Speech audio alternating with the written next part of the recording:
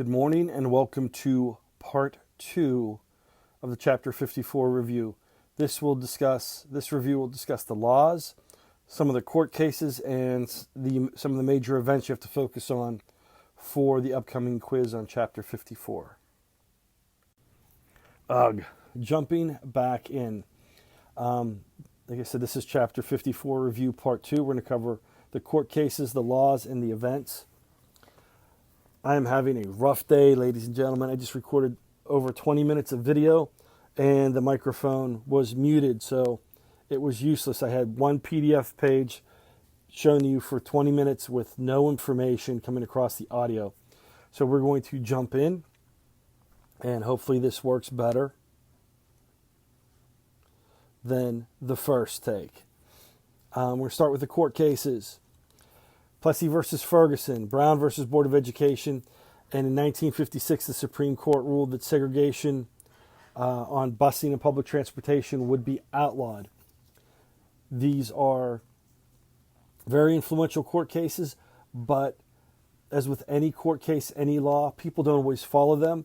So these court cases were landmark. First, Plessy versus Ferguson ruled separate but equal was okay, and that became the law of the land for many years. And people abided by we could have separate facilities, separate water fountains, separate restaurants, separate restrooms, separate schools, as long as they're equal. The problem were all these institutions, all of these locations, all of these objects equal? No, they weren't. So they were separate, but that very important part, but equal, did not play out. I'll take a coffee break here and have a sip. And people overlooked the but equal phrase of that court case. So that brought about Brown versus Board of Education in the 1950s, where they said separate but equal just ain't cutting it. You have to integrate schools. And even though that court ruling was passed by the Supreme Court with Superior Chief Justice Earl Warren, there was a fight, and we'll talk about that later. There was a fight to get integration going. And then 1956, segregated busing was outlawed. That springs from the Rosa Parks incident and the Montgomery bus boycott, which we will talk about here in a bit. Pause while I clear the board. And we're back. You have in the 1950s, we're going to jump over here to the left. The 1959 Civil Rights Act. It was passed by the federal government. It was ineffective, but the big thing about this was it's the first law since Reconstruction passed about civil rights. It set up a Civil Rights Commission. It didn't really enforce anything, and it didn't have that much power. But the fact that the federal government was finally doing something after almost 100 years, 80 years, was a step in the right direction. So 1959, the Civil Rights Act, even though it was ineffective, it was a step in the right direction, got things moving towards civil rights legislation. Then we're going to get into, in the 1960s, the Interstate Commerce Commission ruled that segregation of buses was illegal. However, because it's Interstate Commerce Commission, it's only dealing with travel, buses between states, state lines. That's where the federal government steps in. This springs forth from the Freedom Rides, which we're going to talk about. Other laws passed, the 24th Amendment. That's 1964.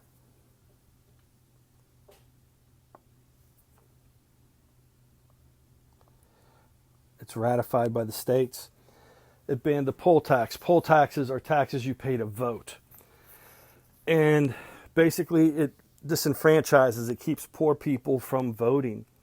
And what would happen, it may not sound like a big deal, but you had to pay a tax to vote.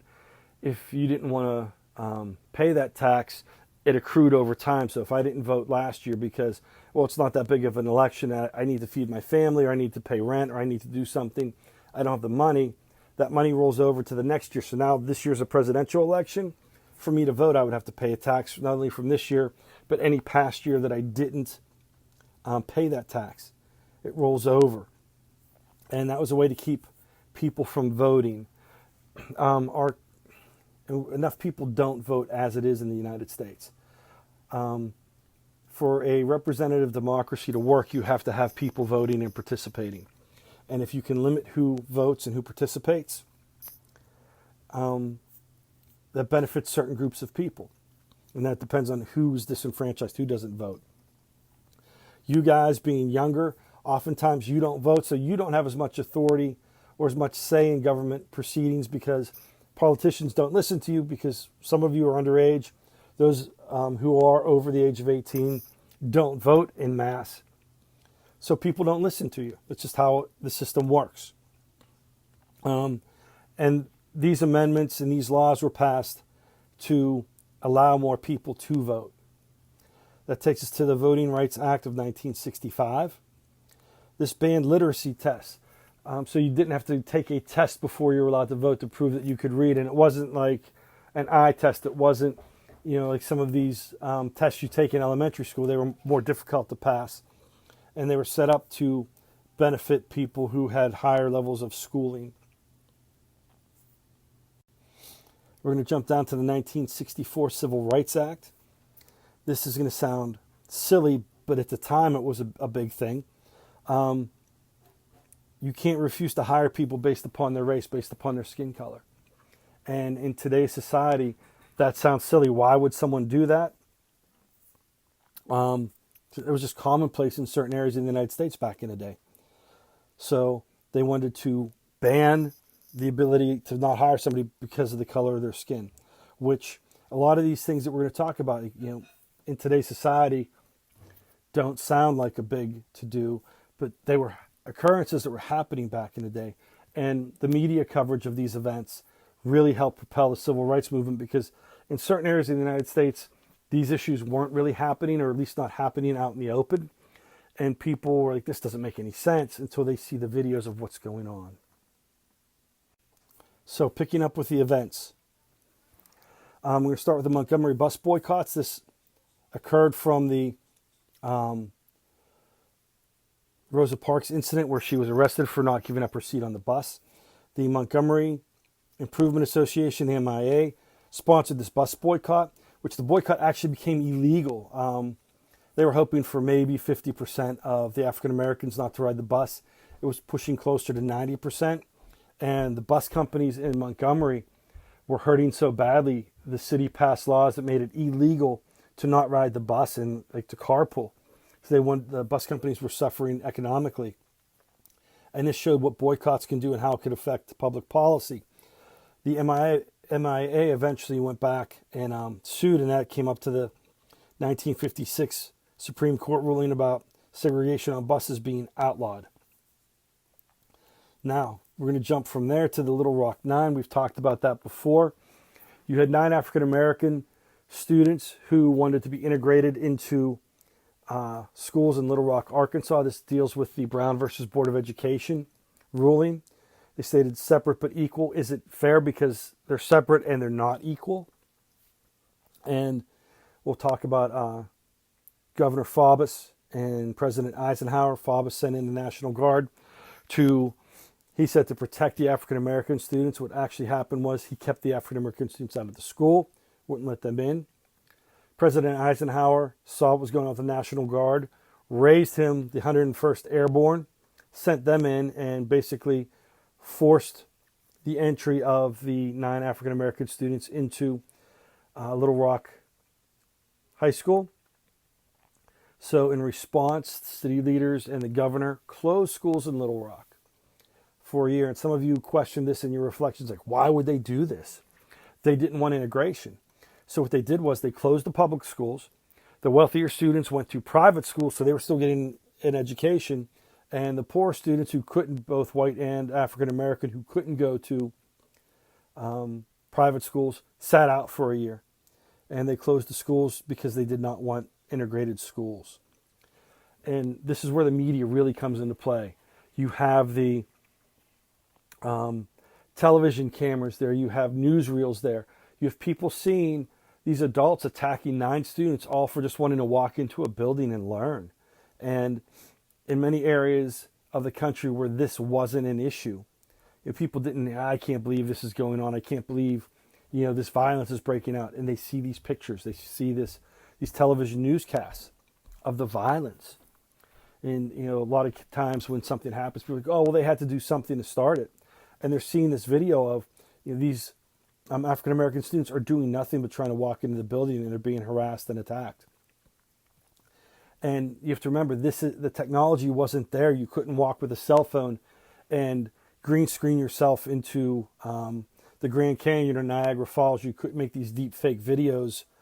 The technology wasn't there. So what they were seeing, they could actually believe rather easily, and it was legitimate. And media really plays a big role in moving the civil rights movement forward. And that's why Martin Luther King Jr., Ralph Abernathy, and many others pushed for this nonviolent protest. Because this allowed for people to see, like, hey, we just want what everyone else has, what's considered part of America. We want to participate, and we're not doing anything. We're being mistreated. So this is where media really comes into play. And we're going to talk about the sit-ins in a second. I have to run upstairs and get more coffee. And we're back. The sit-ins. Once again, this goes with the media. They started with the general concept. Restaurants were segregated. And some stores, like, I guess you walk into Walmart. Walmart has either like Subways or McDonald's inside the stores. Well, Woolworths was kind of like a smaller version of Walmart. And they had a food counter. Sometimes they were in the front, sometimes in the back. So on the side of the restaurant or side of the store, you would go in. You could buy all kinds of stuff in Woolworths, but they also had a place to eat. And Woolworths in the South would not serve African Americans. So what these African Americans did, they went into Woolworths. They sat down at the lunch counter and requested to eat. They were told they had to leave. They refused to leave. They didn't get angry. They just sat there. And they were removed by police, sometimes store employees, store security. Other people got involved. And this kept happening. They would go in and sit. And to sit and not fight back takes tremendous resolve, I feel. I don't think I could do that. And the newsreels came out. The television news was showing that, here are people, they're African American, skin color is different than other people, but they can't eat. And the only reason why they can't eat, they have money, they're not fighting back. The only reason why they can't eat is because the color of their skin's different. And in some areas in the United States, people are seeing this like, this doesn't make any sense whatsoever. They're being mistreated.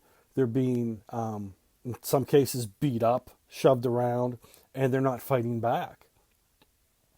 And this is where media really has a big effect on the civil rights movement, because you're seeing these events happen without them being violent, and it's bringing to the inequities and how bizarro the system is, because based on the color of your skin, you don't have the same rights as someone else, even though you're living in the same country and you're both citizens. So this starts to move the civil rights movement forward. These sit-ins eventually do lead to changes. And then we're going to jump onto the freedom rides. This is where CORE, the Congress on Racial Equality, got some Northern college students involved. And they started riding buses across state lines from the north into the south to protest segregated busing, even though it was outlawed. You had companies that were that didn't follow that directive. And segregated buses, you couldn't sit together on the bus. And these groups were met with violence. I'm going to pull up the next image here. This is an iconic picture of a bus that had Freedom Riders on it that was burned. And the actual, if you Google John Lewis reflects on the Freedom Rides, he was a U.S. congressman. He marched with Martin Luther King Jr. He was on Freedom Rides. He worked in sit-ins. It's probably about a 4-minute video. It goes deeper than what we need to go into, but it's a great reflection on life in the 1960s and these protests that went on.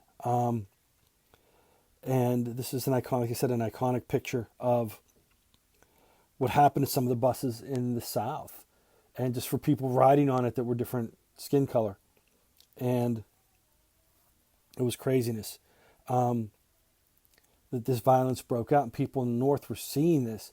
And that's one of the things that CORE did, was bring in Northern students, some of them white, and bringing people into experience, like, hey, this is what's going on in the South. This craziness.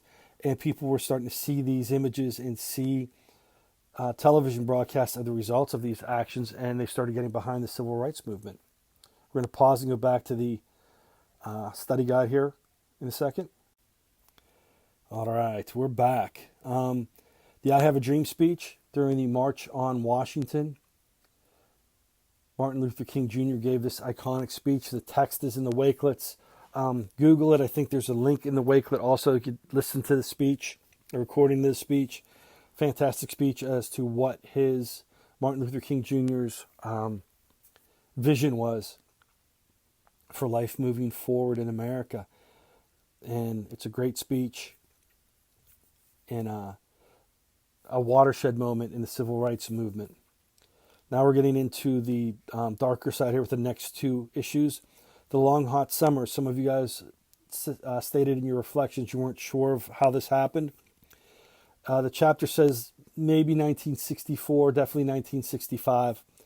You had social unrest building. You've had these, up to this point in time, you've had a lot of violent actions, but the violence was mainly one-sided. You had nonviolent protesters being set upon by the Children's March down in Birmingham, where Bull Connor unleashed police dogs and fire hoses on children protesting segregation. You have the Freedom Ride buses burning. You have sit-in protesters being beaten. You have Medgar Evers being assassinated outside of his home after John F. Kennedy proposes the Civil Rights Act. You have Emmett Till, who was accused of whistling or flirting with he was a middle school aged African American, flirting with a middle-aged white woman. He was pulled from his uncle or his grandfather's house and brutally murdered. The people that committed the murder were tried and ruled not guilty by a white jury.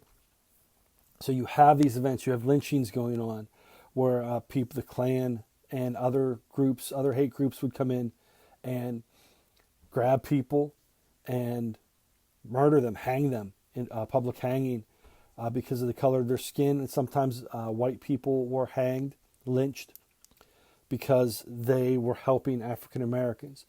You have some of these workers who went to the South to register voters that were murdered, white and African American activists, because they were trying to beat segregation. So you have this one-sided violence, and then come the long, hot summers where the protests start to boil over, the protests start to become violent, and you're the thinking of the Nation of Islam and the Black Panther Party, we have to fight violence with violence, starts to rise up, and you have these outpourings of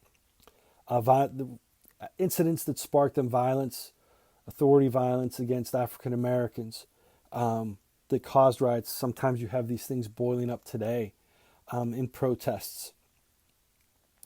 And these happened in the mid-'60s. It started in Watts, which is a area outside of Los Angeles, and spread across the nation. And then with these protests, you also have Vietnam expanding, the conflict in Vietnam. And you have anti-war protests flaring up. You have pro-war counter-protests flaring up against the anti-war protests. And this violence spreads. So you have some riots based upon race. You have riots based upon protests based upon anti-war and pro-war. And in the late 60s, early 70s, a lot of violent protest breaks out. You have Martin Luther King Jr. being assassinated. Malcolm X was assassinated. Other people being killed and assassinated. John Kennedy JFK assassinated early 60s. His brother Bobby Kennedy assassinated while running for president in the late 60s. And his violence pours out and spreads across the United States. Then you also have the Black Pride, Black Power movement, which was something people said they were having trouble understanding. Black Pride, to this point in time, most of your television shows, most of your main movies were based upon the white culture. And Black Pride states, wait a second, we don't have to, we're African Americans, we can be proud of ourselves. You have other ethnic groups that do the same thing, based, not on skin color, but ethnic background. You'd be proud of your heritage type thing, proud of who you are. We still advocate for that now with various groups. And in late 60s, Diane Carroll, excellent African-American actress, finally, she was the first African-American woman to have her own television show. She played a nurse, and she was a single mom. That was cutting edge for the 1960s. We go back to the 50s, Nat King Cole, he had a variety show, an excellent singer, but he couldn't get sponsors because sponsors were afraid that if they sponsored an African American on television, there'd be certain segments of society that would stop buying their products. So the television network, I believe it was NBC, but I'm not 100% sure, ran the Nat King Cole show without sponsors because certain segments of society were not happy seeing that, and they, the focus was on white America. So Black Pride was, hey, you don't have to look a certain way to be considered beautiful. You don't have to look a certain way to be considered respectable. Be proud of who you are and how you look. And that's where Black Pride comes from. And then you take it to the extreme with the Black Power movement, Nation of Islam, the Black Panther Party, where they started excluding white Americans from helping out. They wanted, African Americans supporting African Americans, separatist state, and we don't need white America to help us type move. And you have the Black Pride, which is, be proud of who you are, where then it swings to the Black Power, which takes it to the extreme. And that wraps up the events of the second part of the review. I have a faculty meeting coming up. After that, I will push out the third part of the review. Have a good one, guys. Hope this helps.